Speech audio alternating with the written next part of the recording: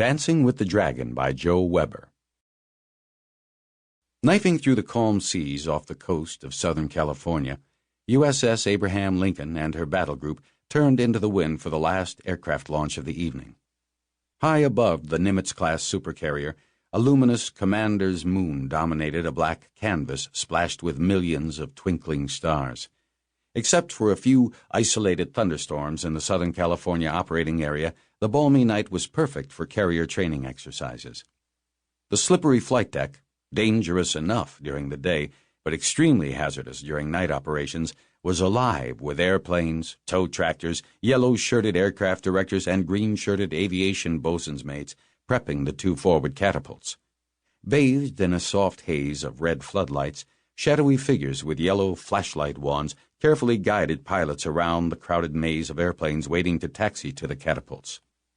From bow to stern, the 4.5-acre flight deck of Abraham Lincoln was a genuinely hostile environment of screaming jet engines, blazing exhaust gases, whirling propeller blades, guillotine-like arresting gear cables, and foul-smelling catapult steam mixed with jet fuel and salt spray.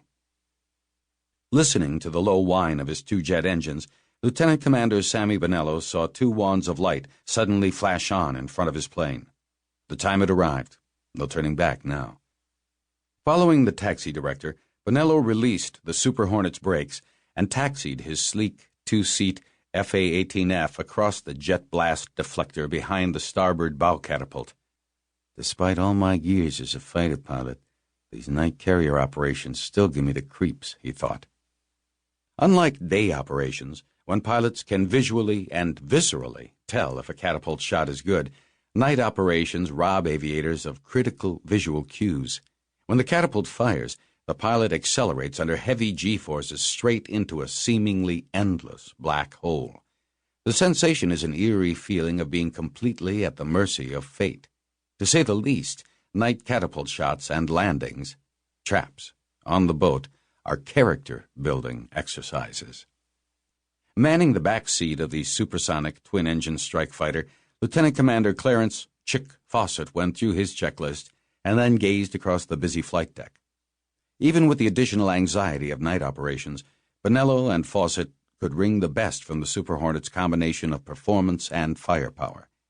The single-seat FA-18E and two-seat FA-18F are evolutionary upgrades of the combat-proven FA-18CD Hornets. The newest night strike fighters are able to conduct unescorted missions against highly defended targets early in a conflict. This evening, Bonello and Fawcett would be flying a routine training mission with a more junior crew from the VFA-113 Stingers of the 14th Carrier Air Wing. Fawcett, the weapons systems officer, adjusted his oxygen mask and then looked down at a sailor holding a lighted weightboard. Noting their total weight for the catapult shot was correct, he gave the teenager an OK signal with his flashlight.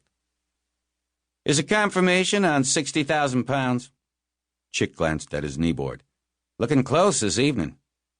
"Yeah, we'll be a little tight on gas." Feeling the normal amount of oxygen escaping from his mask, Sammy completed his takeoff checks and set the trim for takeoff. He glanced at the full moon and then looked at his instruments. "If we run short on gas, we'll hit the tanker." "We're always short." Fawcett glanced at the catapult officer.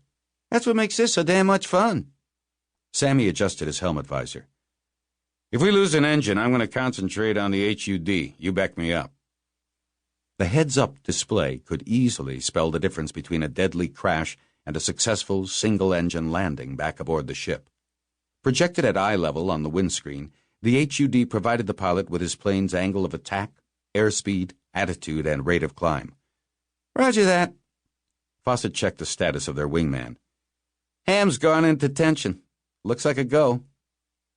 Casting off a momentary feeling of claustrophobia, Sammy glanced at the other Stinger FA-18F. It belched long, jagged, white-orange flames from its powerful General Electric turbofans, each producing 22,000 pounds of thrust. He turned his flashlight on in case of an electrical failure. Nothing like a dark cockpit when the grits hit the fan.